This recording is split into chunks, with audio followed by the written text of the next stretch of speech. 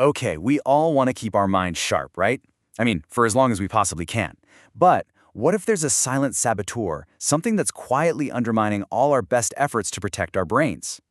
And I bet you're already doing a lot of the right things.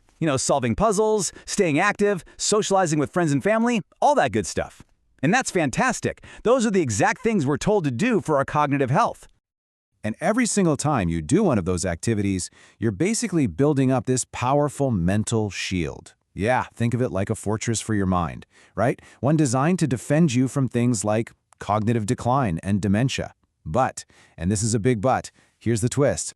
What if something that we all deal with, pretty much every single day, I'm talking about stress, is quietly chipping away at the walls of that fortress, the very one you've worked so hard to build? That is the crucial question we're going to dig into right now. Okay, so first things first, let's talk about that shield. Because this isn't just a metaphor, scientists actually have a name for this protective barrier, and getting what it is, well, that's key to all of this. It's called cognitive reserve. Now, it's not something you can, touch or see. It's more like your brain's ability to take a hit, to withstand damage, and figure out new pathways to get a job done. It's the resilience you build up over your entire life just by learning and engaging with the world around you. So, the big question is, how do you build it up? Well, it's through all those enriching life experiences we talked about. Things like higher education, having a job that really makes you think, keeping up with hobbies, and having a great social life. These are all scientifically proven ways to seriously beef up that cognitive reserve. Okay, so you've done all the work. You've built up a really strong cognitive reserve. You should be good to go, right? Well, not so fast. Because this is where our story takes a sharp turn. This is where we introduce that surprising and pretty powerful saboteur. So get this. A really fascinating new study, this one from the Karolinska Institute in Sweden, has uncovered a huge problem. It turns out that chronic, long-term stress can seriously weaken and, in some cases, completely wipe out the protective benefits of all that cognitive reserve you worked so hard to build. Think about it like this. On one side, you have a high cognitive reserve, and that's linked to better brain function. Awesome. But when you throw high stress into the mix, poof, a lot of those protective benefits just get reduced or they vanish. It's literally like stress finds a secret backdoor into your brain's fortress and just waltzes right in. Okay, so what is actually going on inside our heads when this happens? I mean, how does stress pull off this heist? How does it hijack the brain and undo all that good work?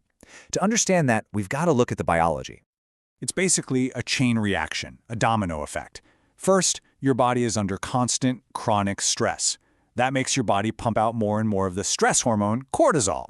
And over time, all that extra cortisol floating around can actually damage a really critical part of your brain, the part responsible for your memory.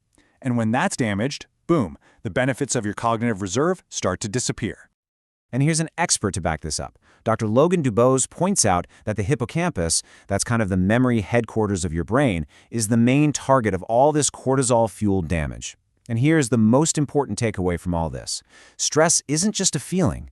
It's a physical process that can do real physical damage to your brain's hardware. Now, I know this might all sound a little discouraging, maybe even a bit scary, but actually it's not. This is incredibly empowering news. Why? Because if we know what the attacker is, we know how it works, well then we can build the right defenses to stop it.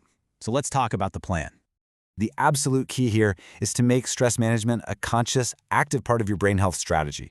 And the tools to do it, they're things you probably heard of, and they are super effective. Mindfulness, meditation, getting regular physical exercise, therapy, even simple relaxation techniques.